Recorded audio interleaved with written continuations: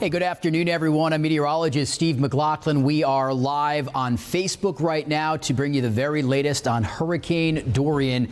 We really want to get into the storm over the next couple of minutes and let you know where it is and, most importantly, where it might go over the next 5 days, because this has the potential to be a major storm, a Category 4 storm. And right now it looks like some part of eastern Florida, the east coast of Florida, has a very high chance of a direct landfall of a Category 4, but literally that could be anywhere from Key Largo up to Jacksonville. But let's start with the basics, where the storm is right now. The winds are at 85. You're going to notice the last update was at 11 a.m. The reason why, because the storm is now in open waters and there's no new watches or warnings being issued, we don't get that 2 o'clock advisory, which means we have to wait until 5 o'clock to see if the storm has gotten stronger. I suspect it will be. Winds, though, have been holding at 85 miles per hour for the last couple of runs. Remember, yesterday at 2 o'clock, it officially became a hurricane with winds of 75 right over St. Thomas. That is why it missed Puerto Rico, which was great news for Puerto Rico. It then popped up to 80 miles per hour at 5 o'clock and then up to 85, but it's been holding at 85, so we'll see if that changes.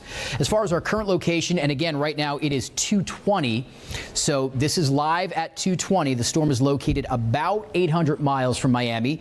It is moving up to the north and west. It's expected to make that turn and then go due east to due west over the next 5 days. So let's talk about where the National Hurricane Center thinks this storm is going. So Category 3, those are winds above 110 miles per hour. Tomorrow morning at 8 a.m., this storm could already be Category 3. Remember, that means it's a major storm, winds of 115. Now, here's the problem. This is a slow mover. If anything, the storm is slowing down. It's going to be affecting Florida later, not sooner, into Labor Day weekend. And because this storm has more time in these really warm waters and nothing to really tear the storm apart, the National Hurricane Center thinks this storm might become a Category 4. There's Monday at 8 a.m., winds of 130 miles per hour. And by the way, that is the cutoff for Category 4. Category 5 would be 157. As we always tell you, please don't look at the center line. Even though that's the center track, this forecast cone has equal chances anywhere in the cone of the center of the storm going. It's not the impact of the storm, because that could be hundreds, if not 1,000 miles away. This is where the center of the storm goes. It's also worth noting that if this center track were to hold, we'd still have a Category 1 hurricane right over central Florida, and most models then want to curl it up to the north. But of course, this is the time down here in South Florida we really need to be watching out for. Monday, 8 a.m., possibly winds of 130. That's on Labor Day. Let me show you our spaghetti plot. This shows you all of our different computer models. The bottom line is there is consensus that this storm is going right towards central Florida. A couple models take this storm down toward Miami. A couple models will take it up the coast and maybe out to sea before it really gets a chance to make it to the Gulf Coast. But what's worth noting is that yesterday at this time, these models were a little bit farther to the north, and also these lines went into the Gulf before curling back up. So what does that tell us? Well, there's more consensus for central Florida versus northern or southern Florida.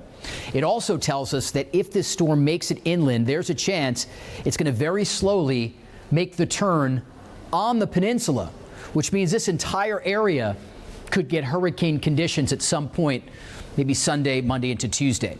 So let me really show you what's most impressive about our models that we're looking at.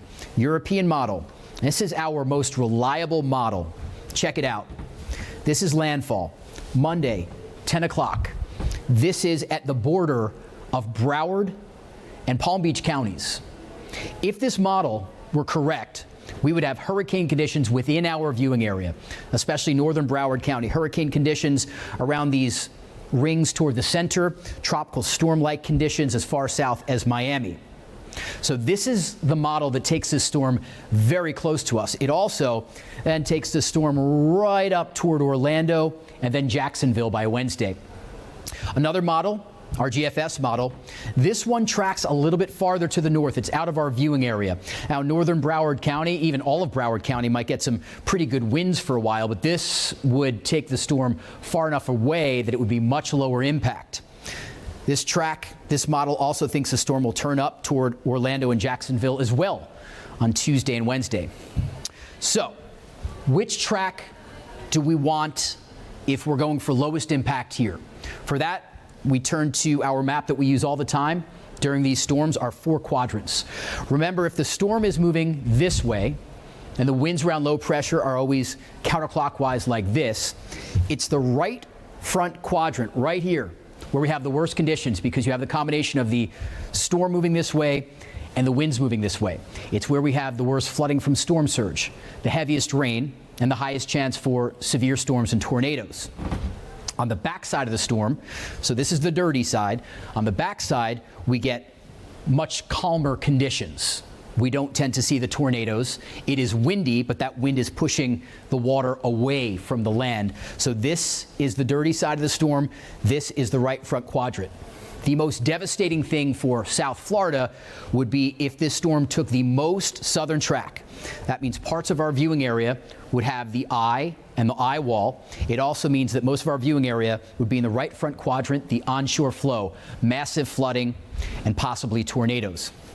The central track would keep this storm north of us. Yes, we'd have tropical storm conditions, especially up in Broward County, but we'd never be on the dirty side of the storm, and we actually have more of a blowout tide, the water getting pushed away from Miami. In this case, Orlando, Jacksonville would have obviously horrible conditions. Port St. Lucie, the Space Coast, would get a direct hit from a Category 4 hurricane. Best case scenario for the entire peninsula, the storm takes the northern track. Yes, Jacksonville might take a direct hit, but in this case, Orlando is much better, and for us, very low impact storm. We'd be a little breezy, but it might end up being a beautiful Labor Day as some dry westerly air comes in. So the bottom line is there's still a lot of room for change. A few miles in either direction will be the difference for us between a high impact event and little or no impact at all. With each passing day, this cone is going to get tighter and tighter. Likely over the next couple of days, we'll first get hurricane and tropical storm watches, followed by the warnings when we really know where this storm is going to be. But the bottom line is everyone on the east coast of Florida needs to be preparing for this storm. And with each update that comes out, the next one comes out at 5 o'clock, we will be able to really pinpoint where we think the storm is going. All right, for now, meteorologist Steve MacLaughlin, thanks so much for joining us on Facebook Live. Our next newscast is at 4 p.m. We'll be here till 6:30. And of course, if things do get rougher, we will be here around the clock to bring you complete updates on NBC6, NBC6.com, and right here on Facebook. All right, stay safe, everyone, and have a great afternoon.